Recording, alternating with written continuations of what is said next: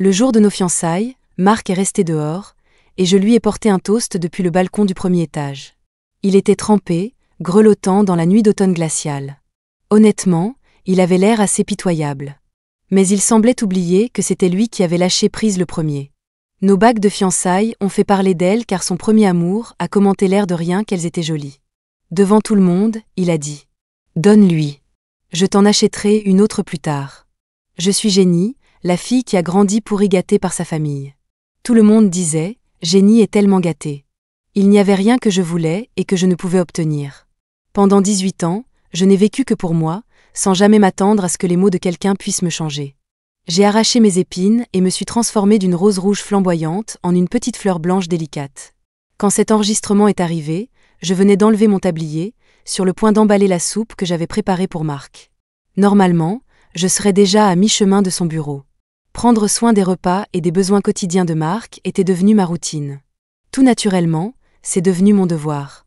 Depuis que Marc a rejoint l'entreprise l'année dernière, je lui apportais son déjeuner tous les jours, que je préparais moi-même. Qu'il pleuve ou qu'il fasse beau, sans exception. Marc, voilà bien longtemps, était la voix enjouée au début de l'enregistrement. Je ne pouvais associer cette voix à aucun des amis proches de Marc dont je me souvenais. Après tout, très peu de gens l'appellent par son nom complet ainsi.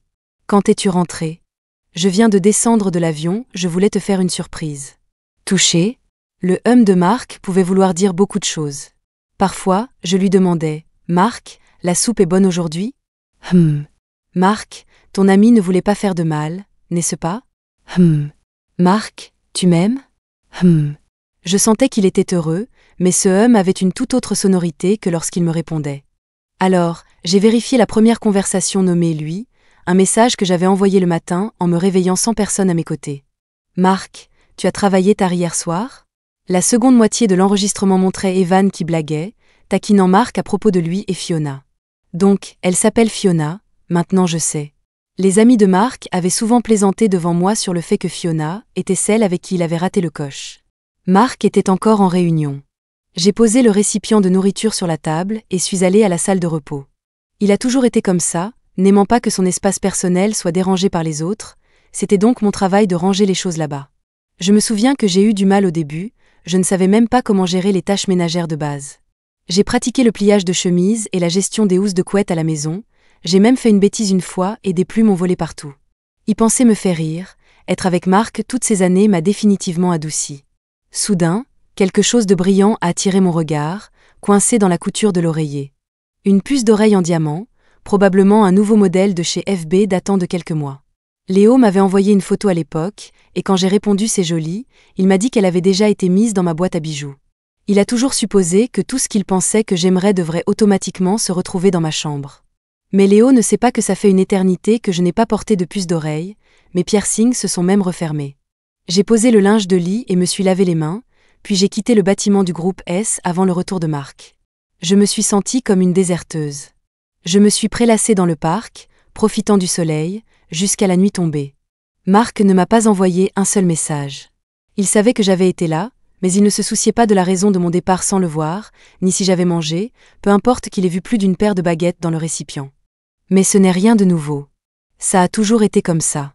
Puisque j'ai accepté tout cela et suis restée avec lui, je ne peux pas le blâmer maintenant, cela me ferait passer pour une ingrate. Tout ce que j'ai toujours voulu, c'était lui, juste Marc. Quand je suis finalement rentrée chez moi, Marc était déjà là. Je me tenais devant la porte, perdue dans mes pensées. Pourquoi tu n'entres pas ? Marc a ouvert la porte, vêtu de son pyjama noir, me regardant avec son air habituel et impassible. Je n'ai pas parlé, je l'ai juste observé silencieusement. Il se tenait dans la lumière, tandis que je restais dans l'ombre, un fossé marqué entre nous. J'ai aimé Marc pendant 4 ans. Tout a commencé lors d'un gala dans une ville du Nord, où je l'ai aperçu. Son apparence saisissante et son charme correspondaient à l'image du garçon de rêve issu de l'imagination d'une jeune fille. L'amour au premier regard peut sembler cliché, mais je suis tombée amoureuse. Je me suis inscrite à l'université dans la ville à Juste pour être près de lui. Quand il a dit qu'il aimait les filles sages, j'ai lentement effacé ma vraie personnalité, me transformant en une autre personne. Soudain, j'ai laissé tomber mon sac et me suis jetée sur lui, passant mes bras autour de son cou. « Marc, je t'aime tellement. » Il a soulevé mes jambes jusqu'à sa taille. En enfouissant mon visage dans son épaule, j'ai refusé de le regarder. Calme-toi, a-t-il dit. Qui est Fiona? Et pourquoi y a-t-il des boucles d'oreilles pour femmes dans ta salle de repos? Il avait l'air stupéfait, ne s'attendant probablement pas à ce que je la mentionne.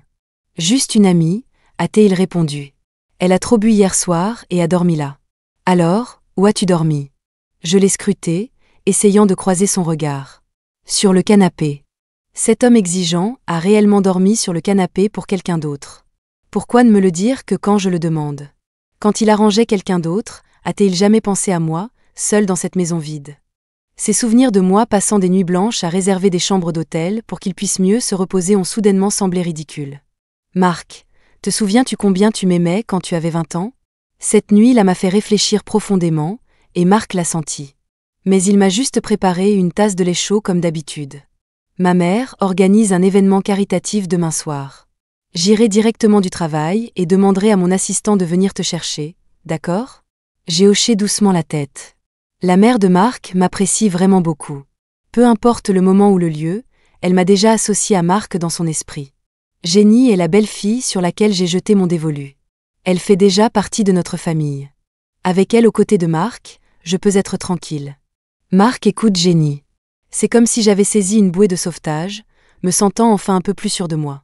Ce soir-là, une foule de nouvelles élites et mondaines se rassemblait dans la villa.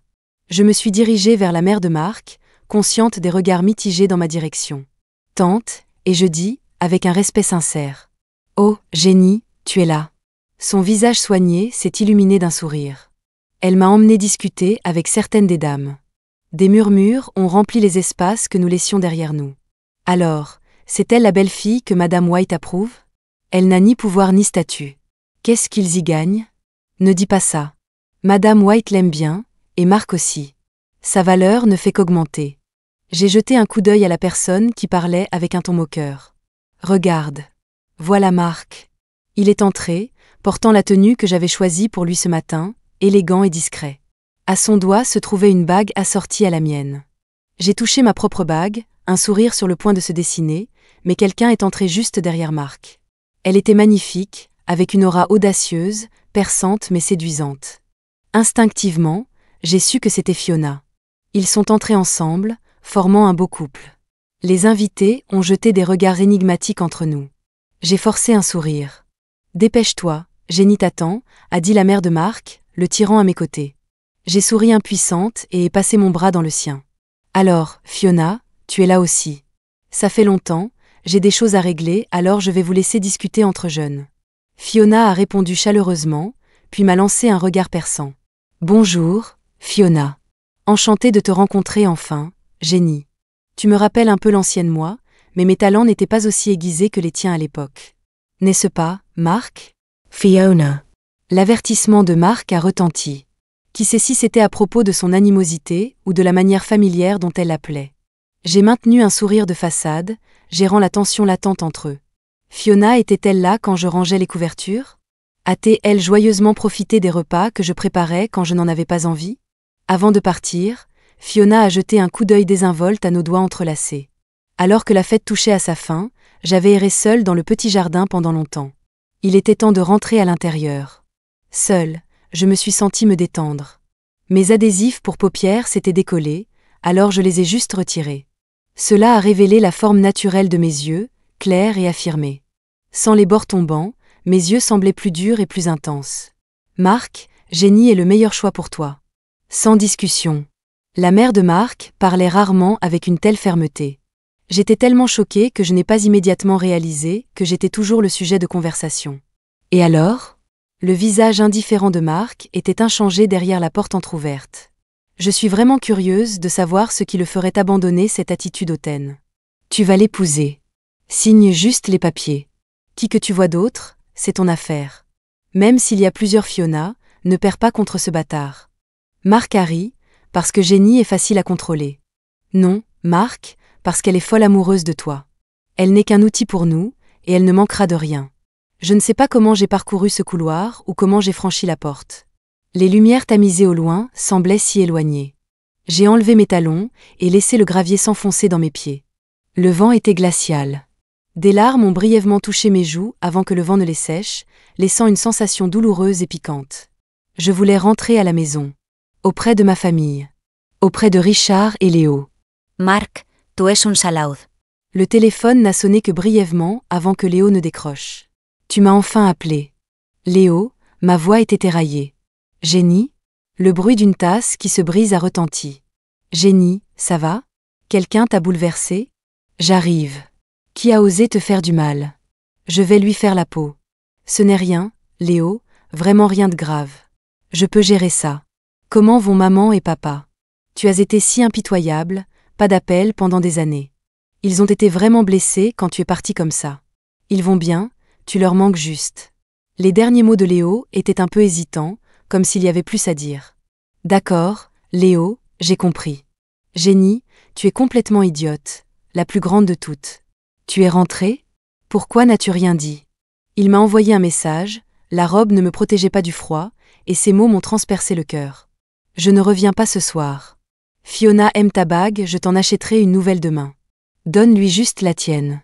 Le vent s'est engouffré directement dans le vide de mon cœur. J'ai enlevé ma bague. Mark, fais comme tu veux. Le retour de Fiona a levé le voile. J'ai enfin vu la vérité. Alors, c'était juste parce que je me suis comportée comme Fiona. C'est pour ça que Mark m'a aimé un peu. C'était tout. Il n'avait pas tort. Il ne m'aimait juste plus. Je n'avais pas vraiment fait de mal. Je l'aime juste encore. Cette fois, finalement, je n'ai trouvé aucune excuse pour lui. Je me suis lentement accroupie et ai enfoui mon visage dans mes bras. Mes sanglots sont progressivement sortis, comme de l'eau qui commence à bouillir. J'ai pleuré à chaudes larmes, ma voix rauque et tendue. Les gens peuvent être ridicules parfois. Qui sait, un jour, tu pourrais même te mépriser. Finalement, je me suis effondrée par terre, des nausées sèches me prenaient tandis que je tapais. Léo, je veux rentrer à la maison. Cet appartement était rempli de mes affaires, mais rien de tout cela n'avait plus d'importance. J'ai fait mes valises légèrement, tout faisant tenir dans une seule valise. Jenny, où allons-nous après être montés? D'abord à gauche, puis à droite. Léo a pris le premier vol et est venu me chercher. Jenny, tu as plutôt bien vécu, hein? Mais tout son s'est estompé au moment où Léo a vu mes yeux gonflés et rougis par les pleurs. Jenny, tu ferais mieux de ne pas revenir juste parce que les choses ont mal tourné ici. Sinon, je pourrais te tuer. Léo, et j'ai étouffé. Les yeux de Léo sont devenus rouges instantanément. C'est qui? Ne demande pas, Léo. Je suis désolée, je t'en supplie. Léo arpentait anxieusement, la mâchoire serrée. Je pouvais dire qu'il était sur le point de craquer. Oui, cette Jenny, de sa naissance jusqu'à ses 18 ans, le mot supplier ne faisait même pas partie de son vocabulaire. Ses parents la gâtaient, Richard la gâtait, même son frère jumeau la gâtait. Le ciel pouvait s'effondrer, et quelqu'un le tiendrait pour elle. C'est ce qu'elle entendait le plus à cette époque. Jenny, tu as du cran. Léo a attrapé ma valise et est sorti. Un moteur qui vrombissait a retenti dehors, suivi du cri de Mark. J'ai rapidement posé la bague sur la table basse et me suis enfuie. Léo avait plaqué Mark contre le capot de la voiture, son visage livide. Mark se débattait en vain, et Léo s'est tourné vers moi avec un rire sarcastique. « Jenny, qu'est-ce que tu n'as pas eu depuis ta naissance? Qu'est-ce que nous t'avons jamais refusé, pour que tu partes avec ce type pendant 4 ans ?» Des larmes coulaient à flot des yeux de Léo. Étouffant ces mots, il a donné un coup de pied à Mark, le faisant tomber au sol. « Rentrons à la maison. » La portière passager s'est ouverte. « Jenny, tu ne peux pas partir. » Mark était assis par terre, serrant son estomac, les cheveux ébouriffés. J'ai fermé les yeux d'épuisement, les ai rouverts, et me suis tenue devant lui. « Mark, va demander autour de toi. Ne suis-je pas assez bien pour toi ?» En entendant cela, l'incrédulité et le choc ont rempli ses yeux. Oui, comment le petit lapin d'il y a 4 ans a-t-il pu se réveiller ainsi? J'ai tiré sur mon pull blanc, me sentant agacée. Léo aimait ignorer. Quoi que je dise, il ne répondrait pas. Juste à ce moment-là, un appel inconnu est arrivé. « Jenny ?» Je suis restée silencieuse. « Allez, ne réagis pas de façon excessive. » Je l'ai juste mentionné l'air de rien.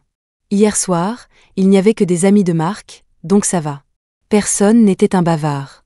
Ce n'est qu'une bague, pas grand-chose. Fiona, que ce soit la bague ou autre chose, si tu la veux, prends-la. Je l'ai jetée. Quant à toi, tu n'es pas qualifié pour me parler. La prochaine fois, appelle avec le numéro de ton frère, peut-être que je répondrai. J'ai raccroché et j'ai cassé la carte SIM. Au moment où l'avion a décollé, quelque chose a lâché, comme une corde. Mark, il y a 3 ans était notre meilleure année. Tu murmurais « je t'aime » même dans tes rêves. Je m'en souviendrai probablement toute ma vie. Qu'il en soit ainsi, j'assumerai mes sentiments et mes choix. À l'avenir, je veux être moi-même. Ces dernières années ont été épuisantes, mais je ne te dois rien. Pourtant, je n'aurais jamais cru que cette promesse catégorique deviendrait un jour un désordre inextricable que 2 personnes ne pourraient même pas commencer à démêler. Le temps a passé, et 3 mois se sont écoulés. Mes parents et Richard ont peut-être remarqué quelque chose, mais ils n'ont jamais posé de questions. Le jour où je suis rentrée à la maison, toute ma famille se tenait à la porte. Un bon retour a suffi à m'aider à me remettre pendant longtemps. Seul Léo me voyait paresser et appelait Bonnie pour m'entraîner dehors pour m'amuser. Jenny, nous avons monté un groupe et nous avons besoin d'un batteur. Tu es de retour maintenant, n'est-ce pas? Tu ne repars pas? Notre groupe s'appelle Free. Allez, Jenny. J'ai fait tourner le nom dans ma tête, un peu sans voix. Pas intéressée. Jenny, j'ai besoin de toi. S'il te plaît, nous avons un petit concert bientôt et on ne trouve personne d'autre. Bonnie m'a récité ça à l'oreille comme un mantra jusqu'à ce que je n'en puisse plus. Juste cette fois. Chouette. Je viendrai te chercher quand ce sera l'heure. Bonnie s'est précipitée et m'a donné un gros baiser bruyant. Léo se tenait dans la cour avec un air amusé. Ce jour-là, j'ai enfilé une veste noire, j'ai lacé mes Doc Martens et je suis sortie. Il y avait beaucoup de monde, l'ambiance était intense. Un cocktail à la main, je suis montée, j'ai testé la batterie. C'était bon, gérable. Jenny, je suis tellement nerveuse. Bonnie gigotait. Je lui ai tapoté la tête légèrement. Malgré sa grande stature, elle avait une personnalité douce et une voix qui semblait mal adaptée, ressemblant à celle d'une écolière. Notre tour est venu. Le ciel du soir était teinté de rouge, les lumières de la scène clignotaient de toutes les couleurs. Des rythmes de batterie serrés ont éclaté, les baguettes à la main tapant, dansant sur mon crâne. Des souvenirs oubliés depuis longtemps ont afflué, le sang me montait à la tête. J'ai jeté ma veste, la jetant de côté. Les acclamations de la foule ont fusé. Quelque chose dans mon esprit s'est libéré. À ce moment, j'étais tout à moi. Tandis que je savourais la poussée d'adrénaline oubliée depuis longtemps, la seule personne qui ne devrait pas apparaître se tenait à l'entrée de l'allée. Il avait l'air plus mince, les cernes prononcées sous les yeux. Quand la dernière note est tombée, j'ai attrapé mon manteau, fait un signe de tête à Bonnie et suis sortie. La rue à l'extérieur de l'allée était froide et calme. Marc attendait au coin, me coinçant. Jenny, ¿tu joues de la batería? Je ne l'ai jamais su. Il était toujours en costume, et je n'arrivais pas à comprendre pourquoi il était là. Voyant ma confusion, il a expliqué. Je visitais une propriété dans la rue d'Aix-en-Grave-Côté quand je t'ai vu sortir de la voiture. Dès que j'ai eu fini, je me suis dépêchée de venir. Heureusement que tu n'étais pas encore parti. C'est Marc? Pas possible. Depuis combien de temps ne l'avais-je pas entendu parler autant et avec un ton si conciliant? Écarte-toi, les bons chiens ne bloquent pas le chemin. Je l'ai esquivé et ai commencé à partir. Un jeep Wrangler blanc était garé dans la rue. J'ai attrapé la poignée et suis montée. Il venait juste de sortir du choc de mon insulte et a rapidement bloqué ma voiture. Jenny, pouvons-nous parler? S'il te plaît? Quel ennui. Je ne voulais pas lui dire un mot. Peu importe comment il va, comment va sa mère, ou comment va sa famille.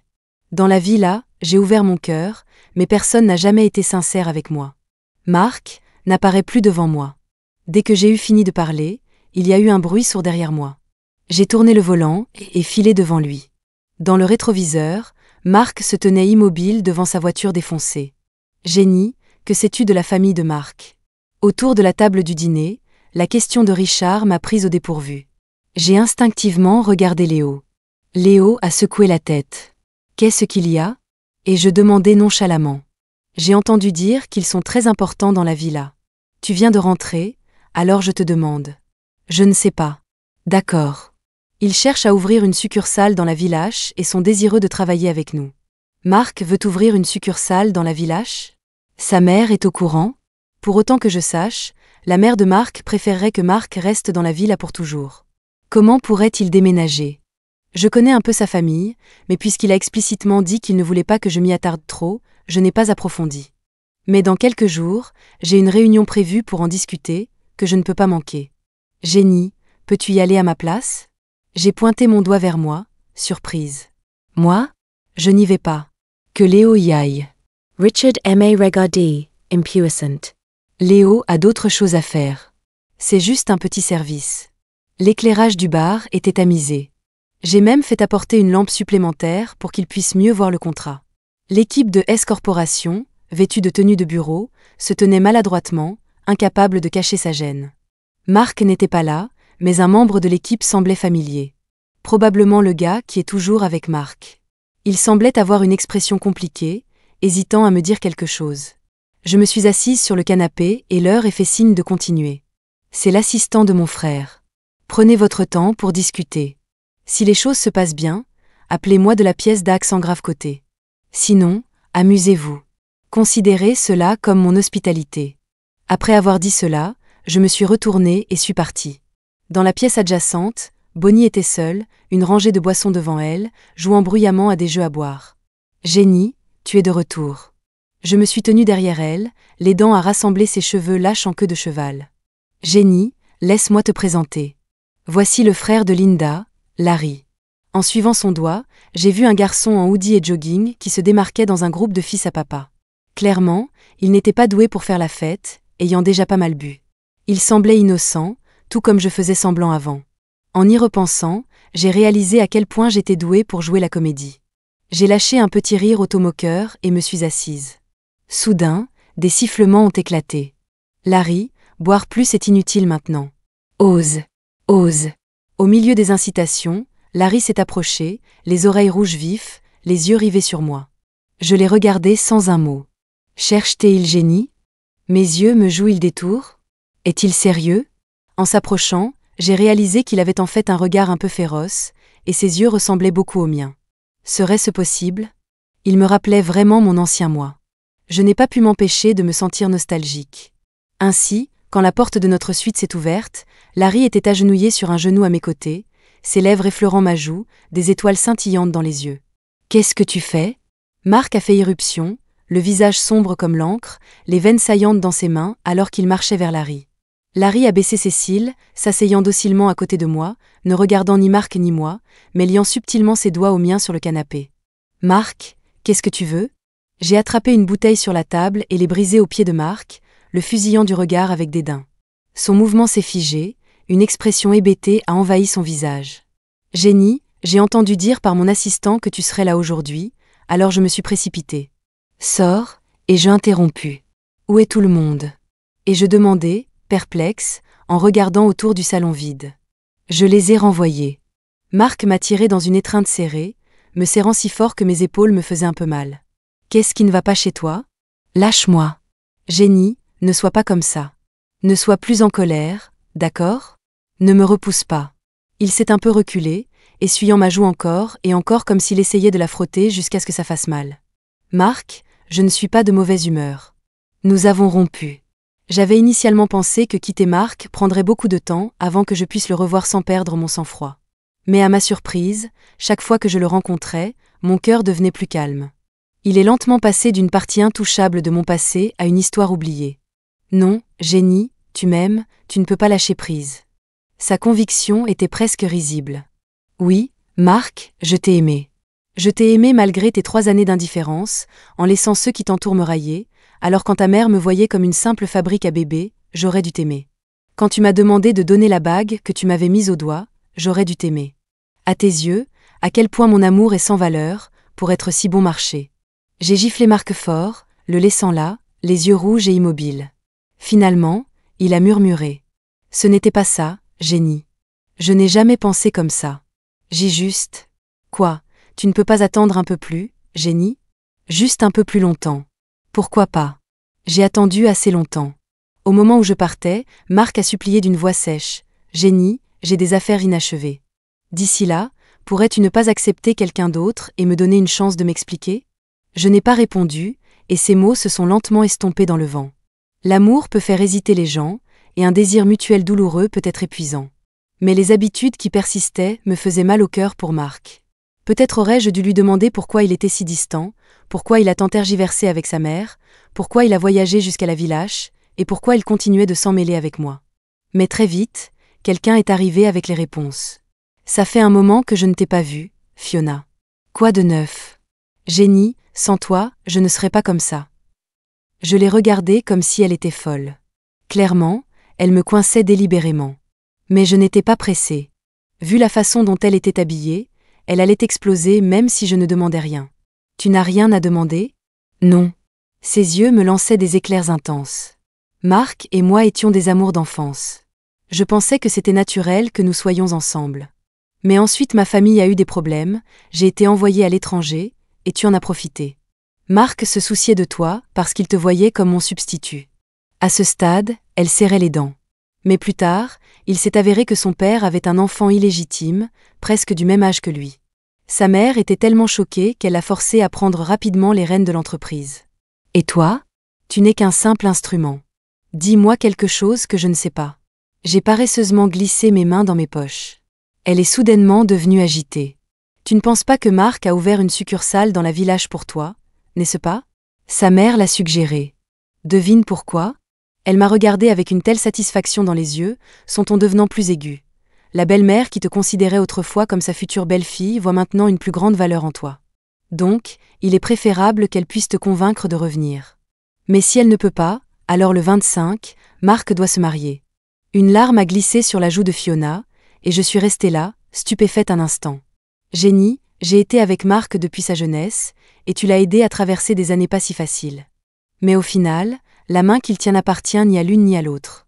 Fiona, je ne t'ai jamais vue comme une rivale. Si la mariée n'est pas moi, peu importe qui c'est. J'ai entendu des pleurs derrière moi, mais je ne me suis pas retournée et j'ai marché vers la personne qui m'attendait près de la voiture. Larry, tu as été assez persistant ces derniers temps. J'ai fermé les yeux et me suis affalée paresseusement sur le siège. Tu m'as manqué. Jenny, je ne t'ai pas manqué ? Il a enlevé sa casquette et l'a posée sur ma tête. Si tu veux pleurer, alors pleure, mais peux-tu l'oublier après ? Regarde-moi juste. Une voix légèrement rauque est venue de sous le bord. Alors Larry, et si on se mariait ? L'air est soudainement devenu silencieux. Puis, un court rire est venu du côté. Tu m'as fait rire. Tu m'intimides juste parce que tu sais que je t'aime bien, n'est-ce pas ? A dit Larry en ouvrant le tiroir devant mon siège. À l'intérieur, une guirlande de lumière jaune chaude était étroitement enroulée autour d'un bouquet de roses rouges et blanches.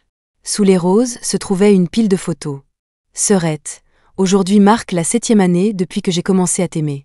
J'ai haleté en voyant les photos de mes jours de lycée. Tu es un harceleur ou quelque chose comme ça. Larry a lentement posé sa tête sur mon épaule, tâtant le terrain. Après un doux souffle, il m'a regardé sérieusement dans les yeux. Alors fiance-toi avec moi. Je te laisse encore quelques jours de folie, mais être fiancé, c'est pour de vrai, et tu ne te débarrasseras pas de moi facilement. Son expression était affectueuse, son ton doux, si l'on ignorait l'éclat dissimulé dans ses yeux. Alors, j'ai lentement passé mes bras autour de son cou et lui ai chuchoté à l'oreille. Larry, arrête de faire semblant. Tu es juste comme moi. Le 25 est arrivé de nulle part. Quand je me suis réveillée, un étrange message s'affichait sur mon écran de verrouillage. Jenny, après ce soir, ce sera fini. Oui, ce sera fini après ce soir. Notre fête de fiançailles était discrète, n'invitant que quelques membres de la famille des deux côtés. Après la cérémonie, je suis allée sur le balcon du premier étage pour reposer mes jambes qui avaient couru toute la journée. Larry était en bas, recevant des toasts, acceptant joyeusement tout ça, parlant de son coup de cœur autrefois secret à quiconque voulait bien l'écouter. Il s'avère que l'affection manifeste de quelqu'un peut être si éblouissante. La pluie soudaine m'a prise au dépourvu. J'ai regardé dans la cour. Devant le portail en fer, Marc se tenait trempé. Voyant son smoking et la boutonnière rouge oubliée épinglée à sa poitrine, je lui ai porté un toast à distance. Il est resté figé, les yeux perdus et gris, ses yeux autrefois charmants semblaient sur le point de saigner. Soudain, il a bondi vers le portail, frappant dessus comme une bête acculée, tremblant de manière incontrôlable. Jenny, quand le jour du mariage viendra, je concevrai nos bagues et je te les mettrai. D'accord, j'attendrai. Peu de temps après, une autre voiture est arrivée. Des gardes du corps costaud ont tiré Marc, bien qu'il serrait les barreaux de fer, les paumes déchirées et saignantes. Marc gisait par terre, couvert de terre, mais ne pouvait pas lutter et a été traîné. J'ai ouvert un parapluie et j'ai marché lentement jusqu'au portail. Au milieu du chaos, un collier avait été laissé derrière, avec 2 simples bagues enfilées dessus. Je ne l'ai pas revu depuis. Occasionnellement, j'entendais quelques nouvelles. Il est finalement devenu le chef incontesté du groupe S. Il s'est marié puis a divorcé. Chérie, j'espère que tu penses à moi. Larry a enfoui sa tête dans ma poitrine, et j'ai caressé ses cheveux avec un air impuissant. Il n'y a pas une minute qui passe sans que tu souhaites que je pense à toi 48 heures par jour. Jenny, en m'épousant, le regrettes-tu? J'ai senti une fraîcheur à mon cou et les serré fort, disant sincèrement, chaque jour est rempli de bonheur. La vie est courte, et être purement aimé par quelqu'un est rare. L'ayant vécu, je le chéris profondément. Et Larry m'a fait réaliser à quel point j'étais indigne à l'époque. Mark n'a toujours aimé que lui-même. Pour lui, faire de moi une maîtresse ne semblait pas être un problème. Si ridicule. Chérie, j'ai faim. Larry a frotté son visage contre le mien et m'a poussé du nez. Qu'est-ce que tu veux manger? Je te le prépare.